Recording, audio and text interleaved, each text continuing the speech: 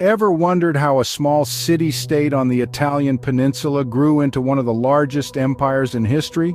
Welcome to the Roman Empire, where its history is as grand as its size. Our journey begins over 2.5 millennia ago, in a time when Rome was nothing more than a small settlement on the banks of the Tiber River. According to legend, the city was founded by twin brothers Romulus and Remus, who were cast away as infants and raised by a she-wolf. In 753 BC, Romulus triumphed over his brother in a deadly duel, founding the city and giving it his name, Rome. From these humble beginnings, Rome evolved under a monarchy for its first 2 centuries. 7 kings ruled in succession, each contributing to the development of the city. The last king, Tarquin the Proud, was a tyrant whose despotic rule led to his overthrow, marking a turning point in Roman history. In 509 BC, the Romans expelled their last king and established a new political system, the Roman Republic. This was a revolutionary concept at the time. Instead of a single ruler, power was shared among elected officials known as senators. This system allowed for checks and balances, preventing any one individual from gaining absolute control. It was a bold experiment in governance that would shape the course of Western civilization. Yet this transition was far from smooth. The early republic was fraught with social conflicts and power struggles.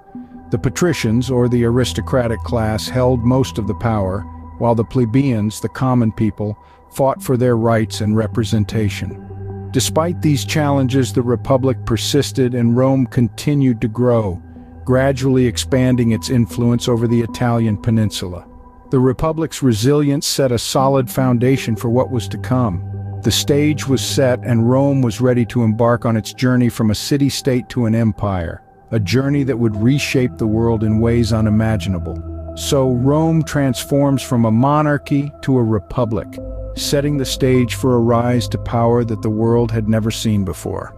The Roman Republic, a time of great expansion and internal strife, a time when Rome truly began to flex its muscles.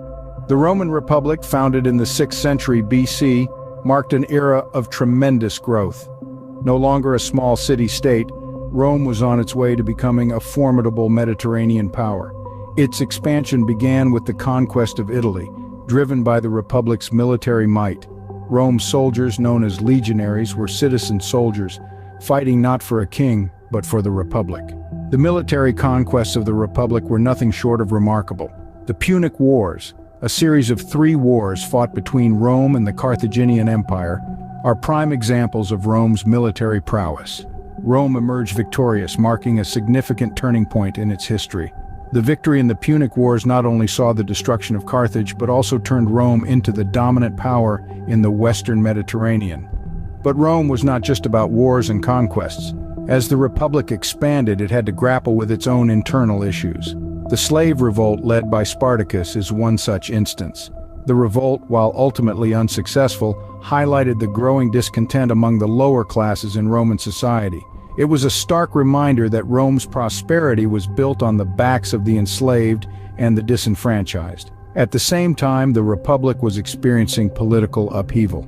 Julius Caesar, a general with a knack for politics, was steadily rising in power. Caesar's rise was controversial. His popularity with the people was seen as a threat by the Senate, the Republic's governing body. Tensions reached a boiling point when Caesar, defying the Senate's orders, crossed the Rubicon River and marched into Rome with his army, a clear act of war. The Republic had grown in power and size, but at the cost of internal stability. The stage was set for the rise of a dictator, and as we all know, that dictator would be none other than Julius Caesar. His ascent marked the end of the Roman Republic and the beginning of a new era, the era of the Roman Empire. Julius Caesar, the dictator who was loved by the people but hated by the senators. His death led to the dawn of a new era, the Roman Empire. As we delve into the age of emperors, we must start with Julius Caesar, a leader whose charisma and ambition were a double-edged sword. His influence and popularity among the common people were unprecedented, yet they also incited the ire of the Senate, leading to his untimely demise on the Ides of March. But Caesar's death did not mean the end of his influence. Quite the opposite, it paved the way for the rise of his adopted heir, Augustus Caesar. Known as the first Roman emperor, Augustus transformed Rome from a republic into an empire. His rule marked the start of the Pax Romana, a period of relative peace and stability that lasted over 200 years. Augustus was a master strategist, both on the battlefield and in the political arena. He cleverly balanced power among the Senate, the assemblies, and himself, ensuring harmony within the Roman state while maintaining ultimate control. Under his reign, Rome flourished, expanding its territories and influence across the known world. Yet the age of emperors was not always marked by peace and prosperity. It also saw the rise of infamous leaders like Nero, whose reign was marked by extravagance, tyranny, and the infamous Great Fire of Rome. Nero's rule is a stark reminder of the volatility of power and the potential for corruption when checks and balances are tossed aside. The Roman Empire was a complex and ever-changing entity, shaped by the emperors who ruled it. Each leader left their mark, some pushing Rome to new heights of cultural and military achievement, others leading it into periods of chaos and decline. Emperors rose and fell, some great, others infamous, but all contributing to the intricate tapestry that was the Roman Empire. All that rises must fall, and the mighty Roman Empire was no exception. As we move deeper into the tale of this illustrious empire, we come to its inevitable end. The decline and fall of the Western Roman Empire wasn't an overnight event, but a gradual process which spanned centuries, beginning as early as the 3rd century AD. The empire that once stretched across 3 continents, boasting unprecedented military prowess, innovative architecture, and a flourishing culture, began to crumble under its own weight. Economic crises, internal political strife, and constant military threats from outside forces all played a part in this decline. The once mighty Roman legions could no longer safeguard the expansive borders. The empire became overstretched, overtaxed, and increasingly vulnerable. In a desperate attempt to maintain control, the empire was split into the eastern and western halves by Emperor Diocletian in the late 3rd century. The thought was that by dividing the empire, it would be easier to manage and defend. But this division only further weakened the already crumbling Western Empire, leaving it susceptible to invasions. The sack of Rome, a city once considered invincible, marked a symbolic end to its supremacy. First by the Visigoths in 410 AD, and then by the Vandals in 455 AD, these invasions sent shockwaves through the empire, signaling its impending doom. The final blow came in 476 AD, when Odoacer, a Germanic king, deposed the last Roman emperor, Romulus Augustus. This marked the official end of the Western Roman Empire. The eastern half, however, survived, evolving into the Byzantine Empire, which continued to thrive for another 1,000 years. The fall of the Roman Empire was a slow, painful process, marked by a series of internal and external crises. But even in its death throes, it left behind a legacy of law, language, and culture that continues to influence us to this day. And so the sun set on the Western Roman Empire, leaving behind a legacy that continues to shape our world today.